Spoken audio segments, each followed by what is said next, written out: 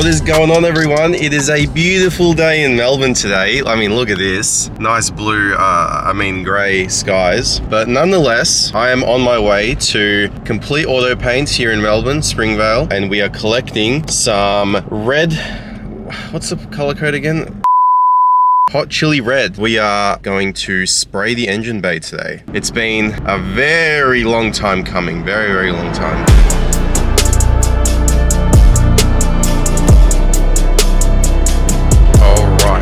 Back in the garage, and I've just collected the paint. Here is what it is. So the boys at Complete Auto Paints, this is where I get all my paint from, got some red paint. Now, I learned something new about my car today, and I always thought, and I even mentioned this earlier in the video, I thought that this is chili red, something like that. But turns out that it is actually paint R, which I looked up, and it's actually Le Mans red. So I don't know which one's rarer, but this is supposed to be Le Mans red. It's more like pink right now. I learned something new about my car. Le Mans red. So if you guys haven't seen the last video, we put the subframe in for the very last time. We welded in all the studs and stuff like that, but we still have two gaping holes here and here that I need to finish welding up. And once that's done, I can start sanding down the bay, primering it, painting it, and clearing it. I cut these plates out so badly that when I went to weld them in, I didn't actually know whether or not I'd be able to do it. The gaps were so big that whenever I tried to weld them, I would burn through the metal. So it took a long time for me to even get them welded in and looking like they were supposed to be there. But nevertheless, I got both of them welded in. It's definitely not going to look like a show car, but it's going to be functional and it's going to help support the strut tower. Ladies and gentlemen, I present to you the next generation of welders. Look at that. Bruh.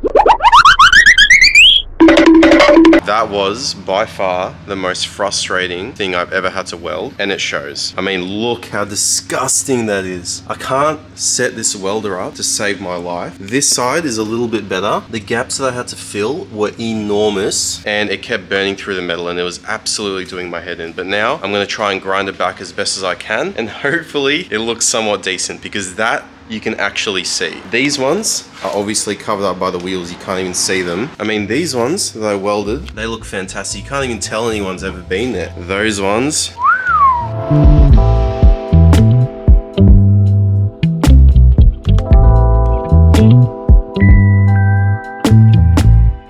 Ollie, what's wrong? Apparently I can't service cars anymore. Wait, before you do that, have you checked your fuel pump relay? You fucking pull it out. Oh, you're a little shit, aren't you? It was for the greater good of the gets, so it can build oil pressure. Where'd go? I don't know. Oh, okay. Oh, I guess we don't need it. Okay, I've finished grinding. Turned out better than I expected, but still, yeah, there's just no way it's ever gonna look like it did from factory. Bro, what is wrong with this camera? But that's what it looks like now. It looks presentable, I guess, and same with this side. Like, it's not gonna be fantastic, but there's still like that nonsense there. But nothing I can really do about it unless I spend like a whole week trying to perfect it and like cast my own strut tower with a MIG weld. So now I'm gonna start sanding. You need some 400 grit sandpaper to scuff up the paint that's already there.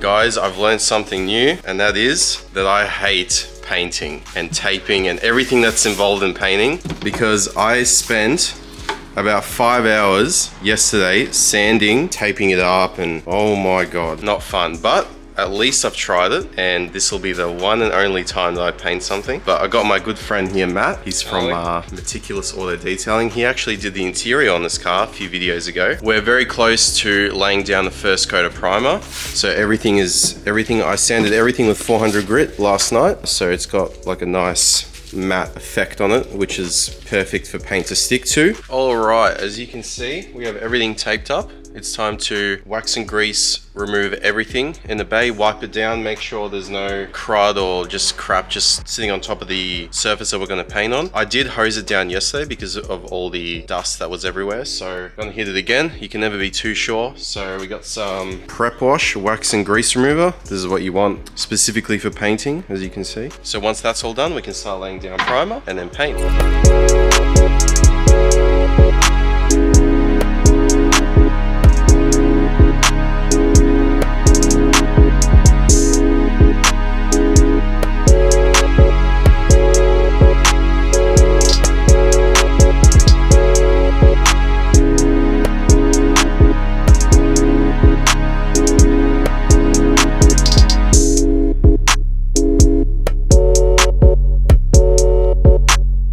Guys, it's been a few hours. I've been sanding and primering and sanding to make sure it looks perfect. The thing with painting, and this is what I've learned, preparation is key. If you don't put an effort in this, there is absolutely no point painting. Like I've used 600 grit wet sand and 1500 grit wet sand.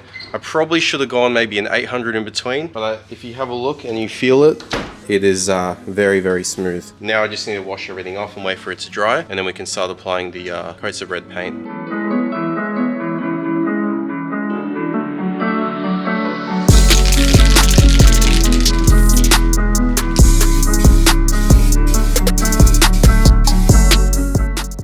After wax and grease removing the engine bay for the final time, I started by applying a light coat of our base color, Le Mans Red, making sure to get even coverage across the whole engine bay. I then let that sit for 10 to 15 minutes while I prepared the second can to apply an even thicker layer of Le Mans Red.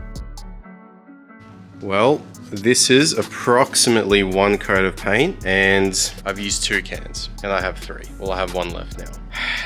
I hope this engine bay will look decent. But anyway, it's red for the first time in like 3 months. Fantastic.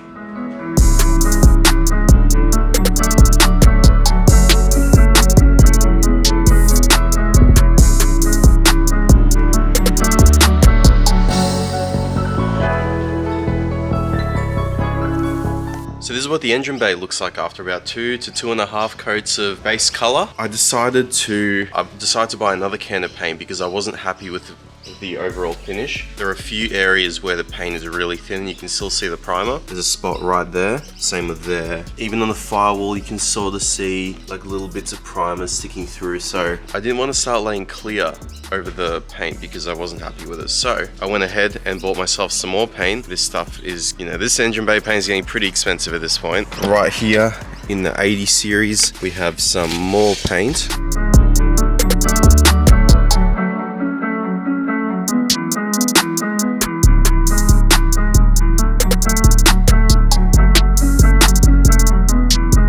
What do you reckon, Ollie? I'm gonna huff the shit out of this paint and get so high.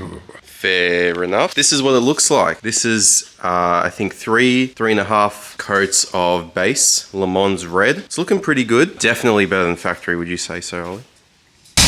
Ollie's a bit of a perfectionist, so to him it's never going to look perfect, but we're doing things on a budget, which is why I spent $500 on cans. But anyway, we got some 2K clear. I was recommended this because it gives it a really nice shiny look and it doesn't take ages to cure like acrylic clear, and it should be more heat resistant as well because it hardens a lot harder than acrylic clear English. Yep, we're just gonna pop these, like, I'll demonstrate. Put that little thing on the bottom and just fucking burp, burp, burp, burp. And there we go, shake. Cherry poppins. Cherry poppins, exactly. If you know, you know.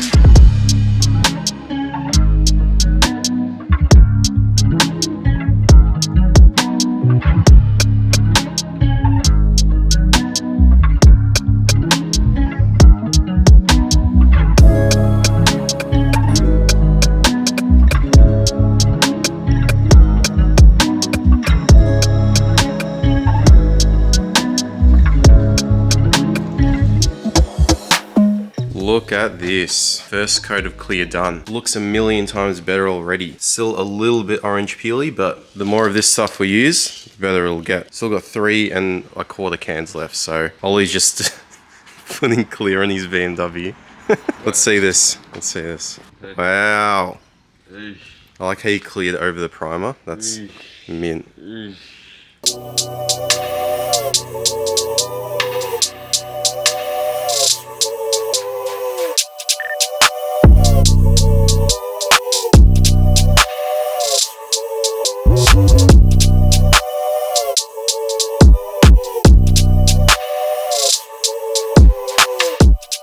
So here it is. This is what $500 of rattle cans and about a week's worth of painting and sanding looks like. I am super happy with how it turned out. I seriously had my doubts about using rattle cans and the fact that my very limited knowledge on painting, but for a garage job, it looks pretty damn good. It's been about 24 hours since I laid down the last coat of clear, and we used about 4 cans of clear. I wanted it to be as glossy as possible because I knew that rattle cans aren't the best. My God, am I surprised at the outcome. So last night I had a look at it and it was nowhere near this glossy, but you can sort of see here, it literally looks like a brand new car. Much, much better than factory. And it's so smooth to the touch. At the end of the day, this was supposed to be a budget paint job. It didn't really turn out budget, but it was a massive learning curve, and I know that next time I'll be using a proper paint gun and an air compressor. I cannot wait to get that intake in this engine bay, and next video you will definitely be seeing that. See you in the next one.